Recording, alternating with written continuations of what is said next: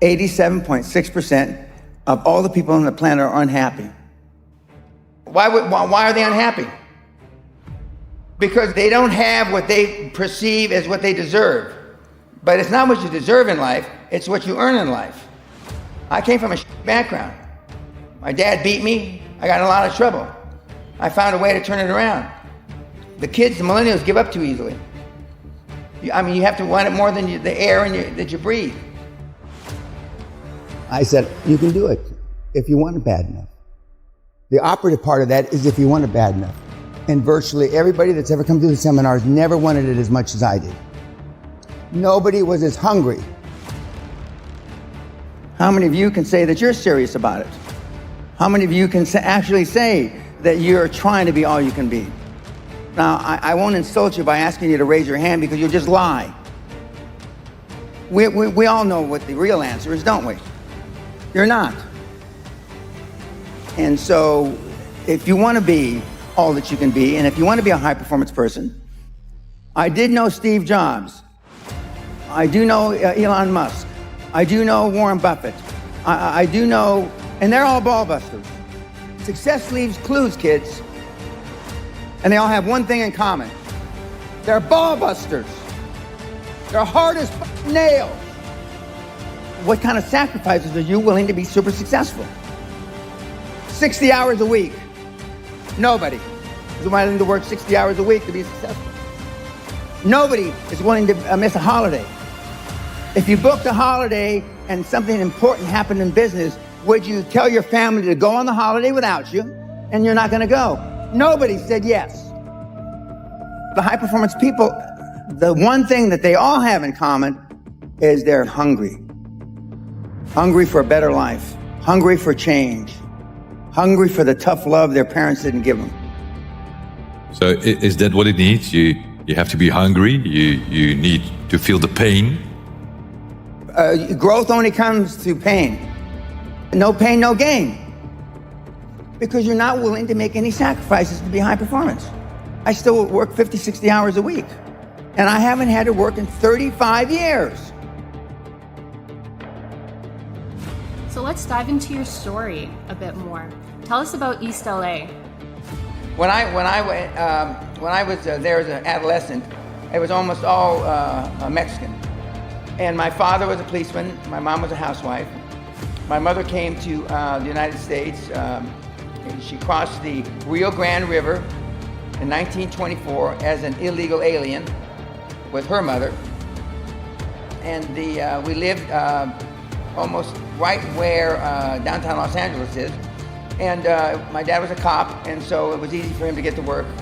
And so I got in a lot of trouble, done some awful things when I was a little kid especially. Finally, they threw me out of the school district.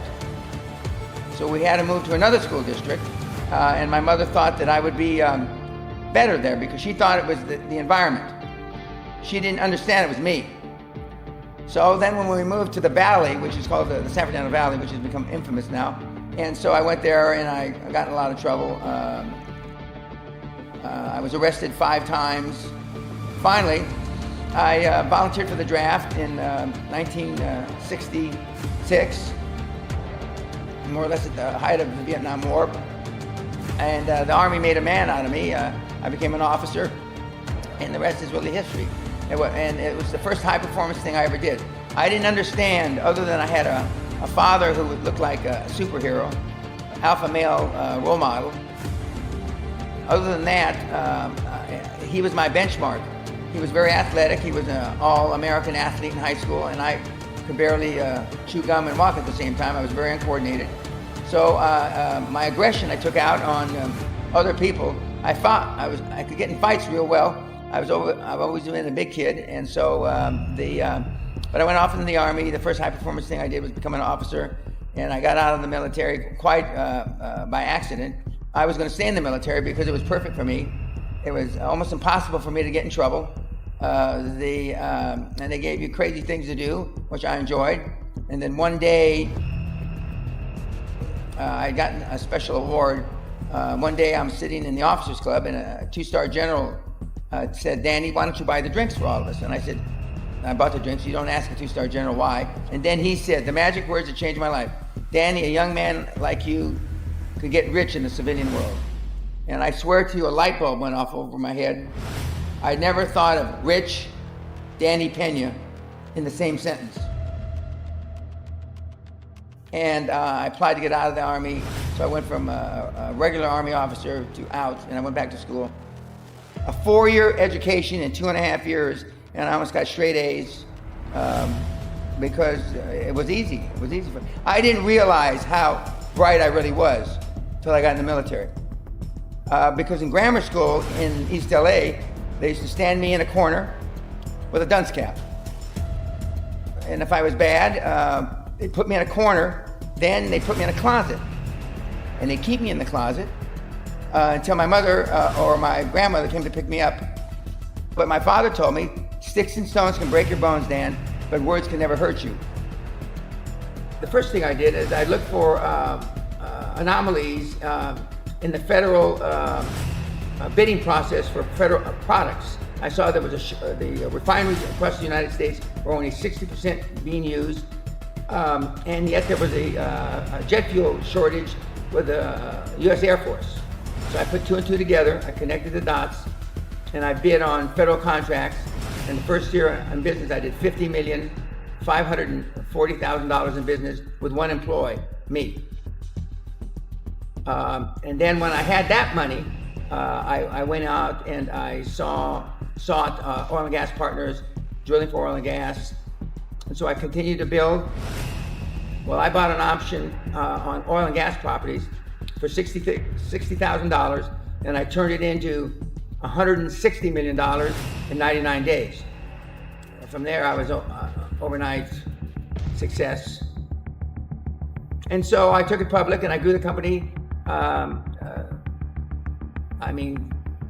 to about 500 million, then the shareholders threw me out. They threw me out with a lot of money. So I didn't cry, don't feel sorry for me. I decided I wanted to do something else because I already was ostensibly pretty rich. And I tried to teach university for a year. I found that very unfulfilling. The system that was devised 70 years ago after World War II, you go to work with a company, you work 30, 40, 45 years, you get a pension, and you can live in a picket house with 2.4 dogs, 6.4 grandchildren, and hopefully your original wife. Well, that model is dead. That is impossible anymore. And on top of it, you have $150,000 to $250,000 in debt for going to school. And some kids will be 45 years old and still be paying off student debt. Well, that's a load of crap. Down deep in your soul, you know there is no get-rich-quick scheme that's legal. So for a millennial, it sounds trite, something they believe in. If you change 1 billion lives, you'll get wealthy. What do you believe in enough to quit your job to try to change 1 billion lives? Most of the kids just want to know if they get paid twice a month. They've got to do something and list it, what they did to scare themselves every single day. Is that the essence of really what you do, is getting people to take more risk, to get out of their comfort zones, and then the wealth comes later? It's not just out of their comfort zones. It's to change your reality. Okay, your reality is different than my reality. And, your followers' realities are all different. But it's to change your reality. And to make yourself accountable. That's not just getting outside your comfort zone, making yourself accountable. Okay? Not just not accountable to somebody else, accountable to you, me, yourself. Because that's the ultimately, that's the only person you should be accountable to, is yourself. And we grow up, in my judgment, wrongly, that we don't hold ourselves accountable enough. We just don't. We've learned to come up with reasons why we can't do this, reasons why it's okay not to do this, reasons why you didn't follow up on time, reasons why I told the guy I'd get back to him by Wednesday, it's now Friday. Oh, it's the weekend. I'll now get back to him on Monday. And life has gotten simpler. Now, with the internet and with email and the things where the communication is almost instant, you'd think it should be easier. But it's not. I use the analogy, 25, 30 years ago, you go in to buy a $100 million company, your due diligence would be 3, 4, 5 weeks, and it'd take you 3, 4, 5 weeks to close the deal. Okay, a month and a half, 6 to 8 weeks.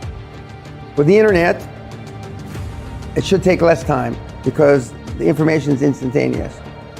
It takes us twice as long to close a deal now. Twice as long. There's no reason for that. Things haven't gotten twice as complicated, but somebody has to put their name on the line. Somebody wants to push off the accountability. Somebody would rather have Brian sign off on it, so I go home early on a Thursday knowing you're going to come in early on a Monday and your signature will be on the document instead of mine, because I don't want to be accountable.